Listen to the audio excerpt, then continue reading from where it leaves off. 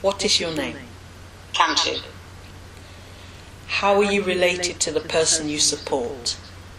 She's a good friend of mine. How does her mental health experience affect you?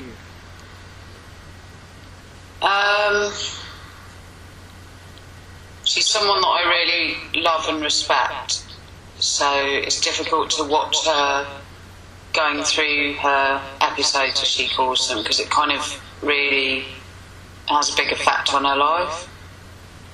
And then I suppose another way that it affects me is it can be quite exhausting getting involved with her when she's high, and she's kind of, yeah. But Okay.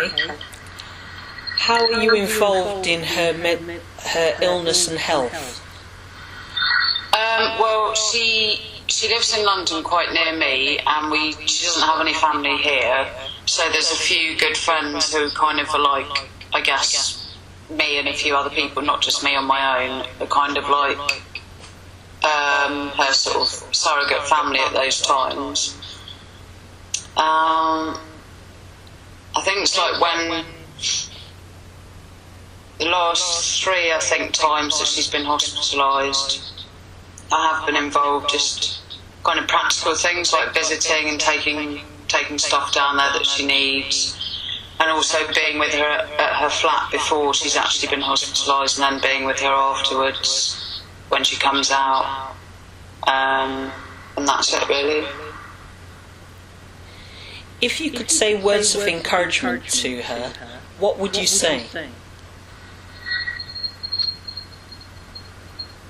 I think she feels somehow quite, maybe ashamed is not the right word, but she's had experiences that have led her to kind of cover up the fact that she suffers with mental health issues, and I wish she could just be her whole self and not have a part of herself that she's covering up. And she's like one of the people that I most respect out of all the people that I know. She's got so many amazing positive qualities, and this doesn't detract from that. It's just something that she goes through from time to time. But I think at those times it just takes over, and I think it's hard for her to see all the things that we love about her as well. How could you be better supported?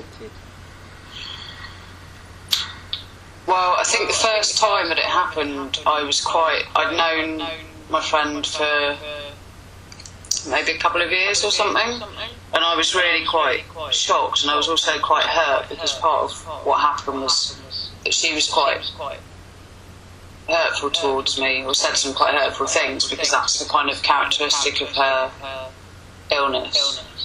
And I really had no idea what was going on, and I think that's because she felt she had to hide it. And obviously once I did realise it was fine, but I think in terms of support, I think it would be useful if people, because no one really tells you that it's part of a bipolar disorder, or whatever we're supposed to call it, that someone's actually going to be nasty to you and insult you. So I took it really personally, and I was really hurt and upset. And I think I would have been better able to support her if I'd have had some support around that kind of thing.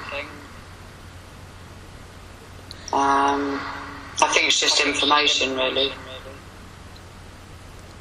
Right. Other than that, I found, like, when I have gone into the hospital and spoken to the doctors, I'd say in general it's not really me that needs support, it's her, but it was just that time I would have liked some support at that time, but I don't know how you would do that in a kind of institutional way, if it's just about people being better informed. Right. If you were front page news or headlines for a day, what would you want to tell the world? Oh no. I've no idea. What would I want to tell the world? I don't know. To live in the moment? I don't know. All right then. That's the end of your interview, Kanchi. Thank you ever so much for it. Okay, bye-bye. Bye.